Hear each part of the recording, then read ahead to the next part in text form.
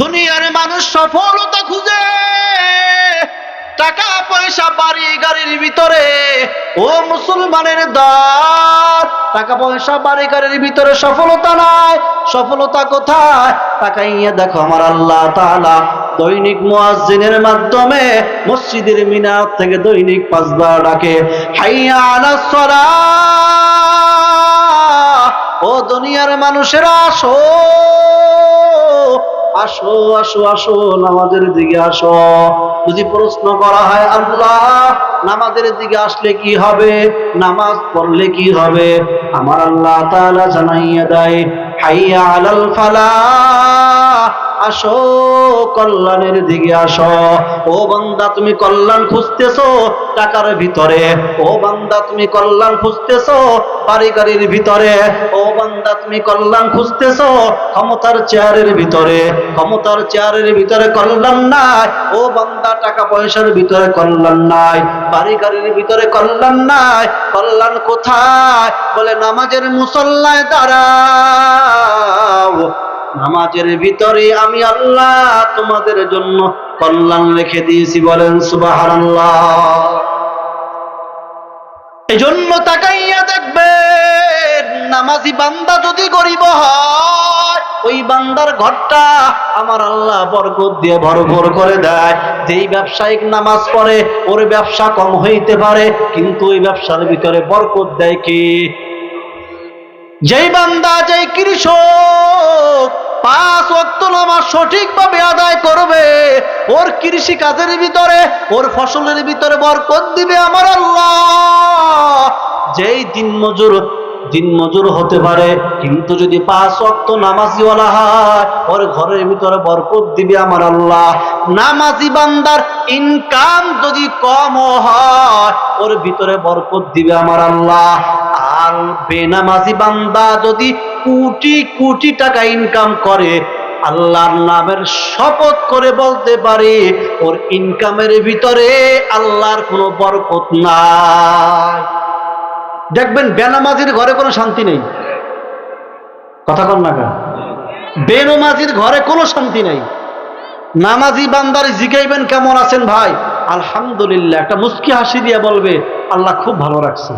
আর বেনামাজির জিয়ান কেউ ভাই কেমন আছো গো, শান্তি নাই।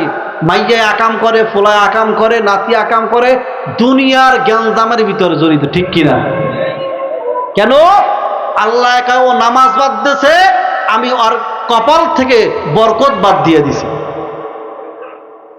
এই জন্য বান্দা, জীবনে যদি বরকত চাও, তাহলে নামাজের মুসল্লায় দাঁড়াও।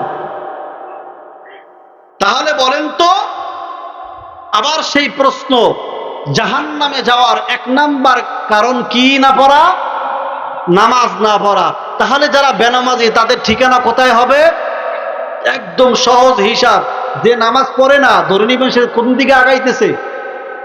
জাহান্নামের দিকে। ভাইজান, এখন আপনার হিসাবটা আপনি মিলান, আপনি কি জাহান্নামের দিকে যাবেন না জান্নাতের দিকে যাবেন? যদি জান্নাতের দিকে যাইতে চান, তাহলে কি পড়তে হবে? নামাজ। বেনামাজিদের জন্য জান্নাত নাই, বেনামাজিদের জন্য কি নাই? জান্নাত নাই। এখন প্রশ্ন, বেনামাজি কারে কয়? হ্যাঁ, আমরা বেনামাজি মনে করে কি জানেন? যে টোটাল নামাজই পড়ে না, যে কি করে না, একেবারে টোটাল বিলকুল যে নামাজ পড়েই না, তারে মনে করি বেনামাজি।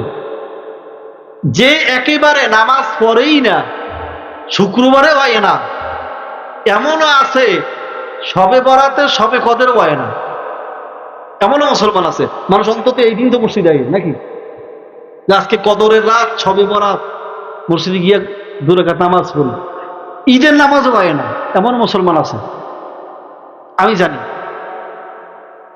আপনাদের এলাকায় ভালো করে খুঁজবেন, দেখবেন বহু কপাল পোড়া ঈদের দিনও আয় না। তো টোটাল যারা নামাজ পড়ে না, স্বাভাবিকভাবে আমরা এদেরকে বেনামাজি মনে করি। আসলে ভাই, এর ঈমান আছে কিনা এটাই সন্দেহ। যে টোটাল নামাজ পড়েই না, ওটা মুসলমান আছে কিনা এটা তদন্ত কমিটি কইরা এরপর তদন্ত করা লাগবে, যে ওর ঈমান আছে না গেছে। তাহলে বেনামাজিকে এক ব্যক্তি দৈনিক 3 ওয়াক্ত নামাজ পড়ে, 2 ওয়াক্ত পড়ে না, 2 ওয়াক্ত পড়ে 3 ওয়াক্ত পড়ে না। এমনকি কেউ যদি দৈনিক 4 ওয়াক্ত নামাজ পড়ে 1 ওয়াক্ত ছেড়ে দেয়, সে হলো বেনামাজি। সে কি? আমার কথা কি আপনারা বুঝতেছেন? তাহলে বেনামাজি কে? যে 2 ওয়াক্ত পড়ে, 1 ওয়াক্ত পড়ে, 3 ওয়াক্ত পড়ে, 4 ওয়াক্ত পড়ে, অর্থাৎ দৈনিক 5 ওয়াক্ত পড়ে না, হয়তো 1 ওয়াক্ত ছুটে যায় অথবা 2 ওয়াক্ত ছুটে যায়। এইটা হলো কি বেনামাজি কারে কয়? যে 2 ওয়াক্ত 3 ওয়াক্ত পড়ে, 5 ওয়াক্ত ঠিক মতো পড়ে না, তারে কি বলে? বেনামাজি। আর যে টোটাল নামাজই পড়ে না, ওটার ঈমান আছে কিনা তাই সন্দেহ।